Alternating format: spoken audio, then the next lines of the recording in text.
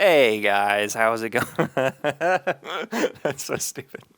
This year, for the first time, I cleared 6 figures. Now, it's like the lowest 6 figures you can make, but whatever, it counts. I can put it in the title, in the thumbnails, and now I matter. I wish you could feel good about making like $3,000 a month. That's a huge deal. It's just a YouTube thing, which is really annoying that like you can't feel good about yourself until you hit these like benchmarks. Ugh, I hate that. So I see you. Good job.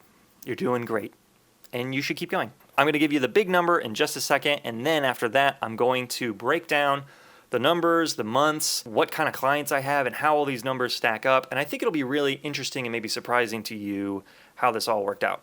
So my final gross revenue for the whole year is $130,922. That is crazy. That is absolutely crazy because the last year I had gotten $76,000 in revenue for the whole year, which, according to my calculations, is a 71% increase in revenue from 2024 to 2025. I think before this year, I had 1 month where I broke $10,000. And this year, I had 9 months I broke $10,000. In February, I broke it. And I think that was the highest grossing month I've ever had.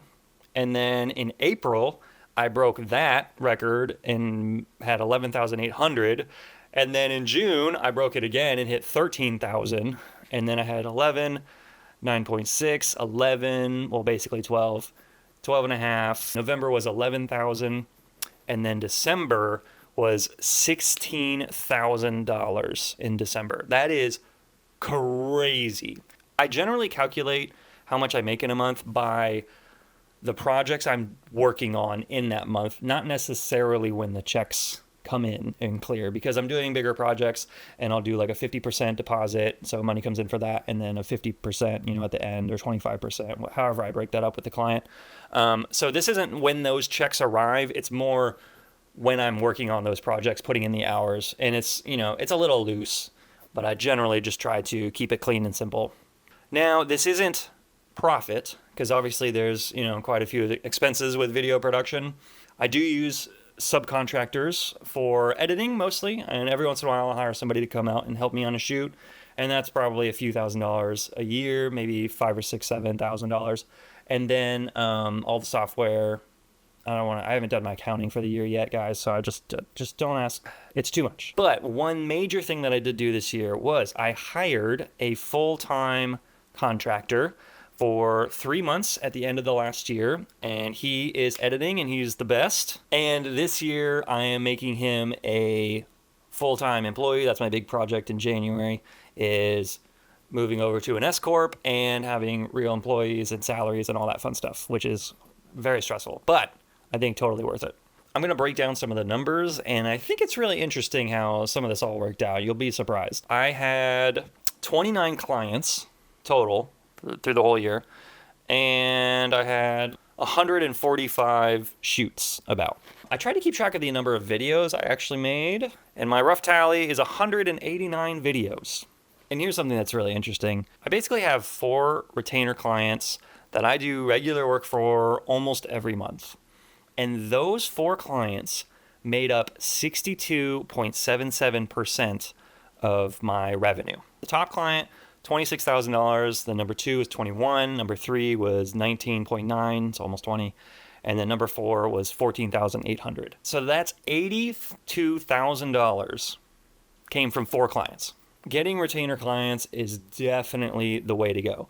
So my other 25 clients brought in 50,000. That's crazy.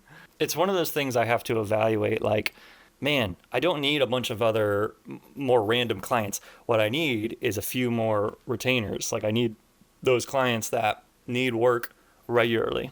I also figured out that basically 50% of my income came from nonprofits. I really like working with nonprofits. I like the storytelling. It just comes a little more naturally to me. I hope to expand that. Obviously, I love my corporate clients, and I actually like all my clients. I've not had any bad experiences this year which I could not say the same in previous years. That's a story for another time. But I'm really thankful. I've gotten my pricing to a point where the bottom feeders, get scared away when I say prices on things. And so I think that just sort of naturally clears out those bad clients.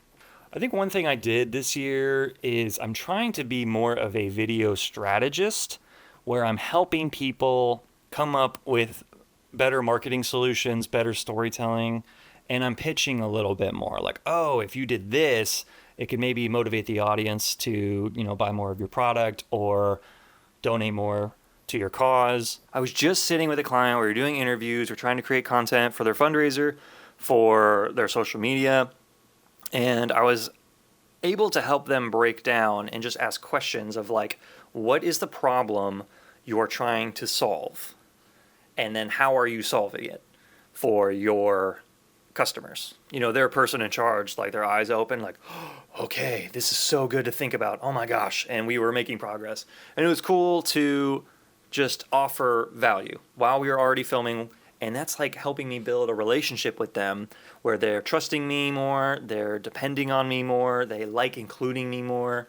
And I think that's the kind of stuff that's really going to help the business generate more revenue and just be more helpful to clients for real, and not just like selling video services that don't really affect anything for them. You really have to be making an impact and helping these people move the needle in their organizations and businesses.